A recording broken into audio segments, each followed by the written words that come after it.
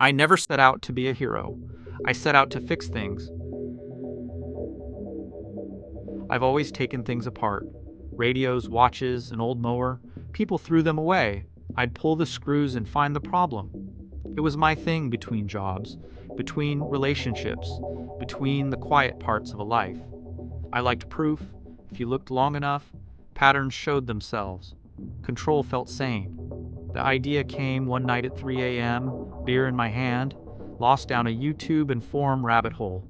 I knew just enough physics to be dangerous. I started with tiny hacks, a circuit that could shift timestamps on files, an Arduino to delay a camera, and then I got stupidly ambitious. I scavenged old radio coils from a ham friend, a car battery, broken hard drives. I rewired a recliner with sensors and lights, 3D printed a dial, scribbled equations on legal pads until Sarah left one of them on the kitchen table and never came back. When I say I built a machine, I mean I built something that looked like the inside of a hallucination. Wires everywhere, a smell of solder and hot plastic, a low, impatient hum. I didn't want fame. I wanted one day back, one tiny choice to be different. First test, a key I kept on the bench. I set the dial, told myself not to be ridiculous, and hit the button. The light stuttered. For a second, the key vanished, like someone opened a pocket in the world, then clinked down where it had been the day before. I know how that sounds, but my phone showed a file with yesterday's timestamp. The weather app logged last morning's forecast for today. Battery acid stains appeared on the bench that hadn't been there. I felt the hair on my neck stand up. Second test. Me. No wormhole. No flash. I sat in the recliner, counted down, clicked, and woke up with a fresh bruise on my knuckle.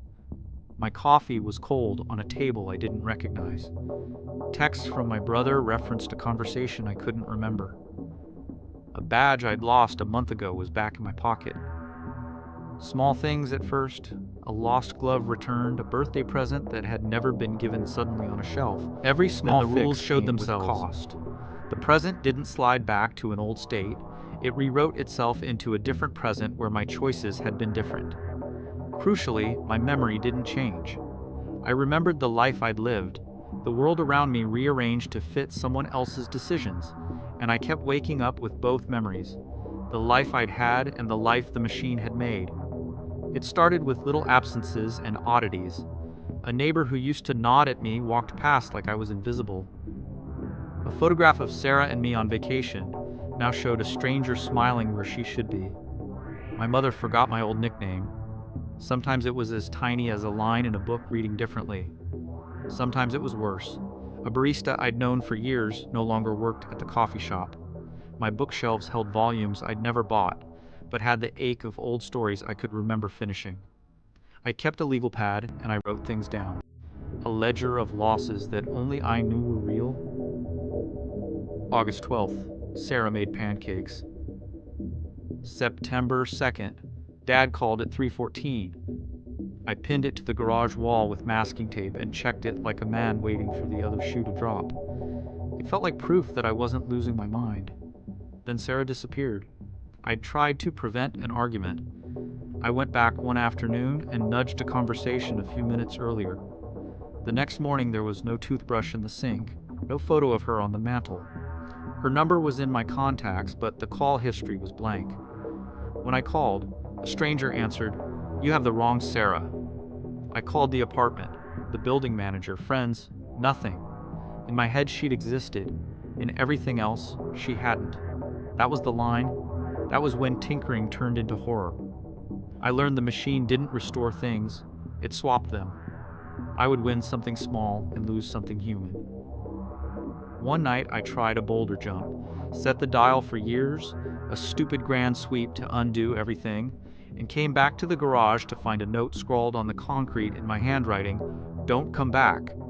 There were scorch marks, a photo taped beneath the warning of the recliner with a figure hunched in the chair. Face blurred, like someone had tried to erase it. I folded the note into my pocket and sat on it. I told myself I'd destroy the machine. I opened the garage to do it and it was gone. Not missing, Gone, like someone had exhaled it out of the room. The pad was gone too. The proof was gone.